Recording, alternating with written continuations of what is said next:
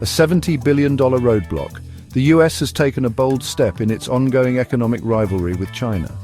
The US Treasury Department blocked a significant loan, totaling $70 billion, which was intended for China. The Asian Development Bank, or ADB, was set to provide the funding. This move signals an escalation in tensions between the two superpowers and highlights the increasingly contentious role of development finance in their rivalry. The blocked loan has sparked debate centering on China's status as a developing nation. It also raises questions about the use of financial institutions in geopolitical strategy. This action by the US is not an isolated event. It represents a broader trend. The US is pushing back against China's growing global influence on multiple fronts: trade, technology, and now development finance. The US argues that China no longer qualifies as a developing nation, pointing to China's economic size and global power. It believes China should not benefit from concessional loans, which should go to countries in greater need.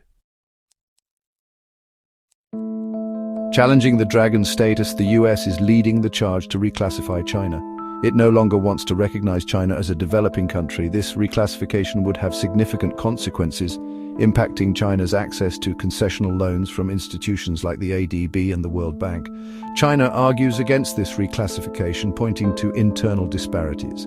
Large portions of China's population still live in poverty, stressing its ongoing need for development assistance. The US counters this argument by pointing to China's overall economic strength. China boasts the world's second-largest economy and is a leader in technology and manufacturing. The US argues that China uses its developing nation status unfairly, allowing it to secure loans meant for poorer countries. This dispute over China's status reflects a deeper issue, a growing debate about the very definition of developing nation. Traditional economic indicators like GDP may not tell the whole story. They fail to capture the complexities of development.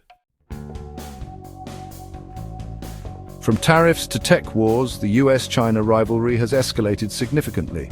It started with trade, then moved to technology, and now it encompasses development finance. This escalation reflects a deeper shift in the global order. The US, once the dominant power, faces a rising China, challenging the established order economically, technologically, and geopolitically. The Trump administration ignited the trade war, imposing tariffs on Chinese goods. China retaliated with its own tariffs, leading to a tit-for-tat exchange with global repercussions. The rivalry went beyond trade, expanding into the realm of technology. The US took aim at Chinese tech companies, with Huawei, a telecommunications giant, becoming a prime target. The US imposed restrictions citing security concerns and pressured allies to ban Huawei from their 5G networks. The US also targeted other Chinese companies operating in sectors like artificial intelligence and semiconductors. The US aims to curb China's technological advancement, fearing that China could surpass the US in critical areas. Section 4 Development Banks as battlegrounds, the US strategy to contain China's rise. The US is employing a new tactic in its rivalry with China. It is targeting development banks.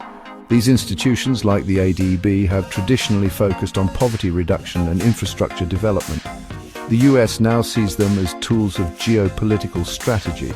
It is pressuring these banks to limit lending to China. It argues that China has ample resources of its own. It doesn't need concessional loans. This pressure on development banks is part of a broader US containment strategy.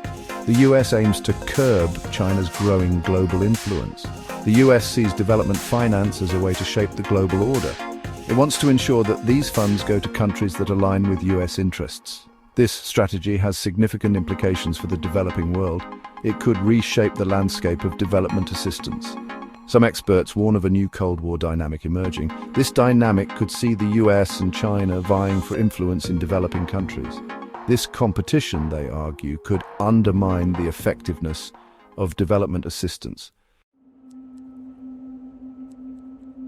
Section 5, the ADB's dilemma, balancing development needs with geopolitical pressures. The ADB is caught in the crosshairs of the US-China rivalry. The US is demanding that the ADB reduce lending to China. China, a founding member of the ADB, insists on its right to access loans. The ADB is in a difficult position. It must balance its developmental mandate with the geopolitical realities of the US-China rivalry.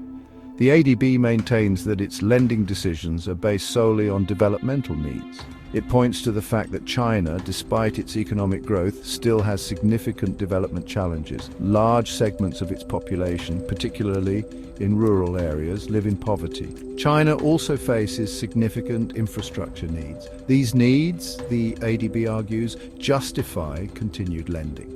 The ADB's stance has not appeased the US. The US argues that the ADB's lending practices are outdated.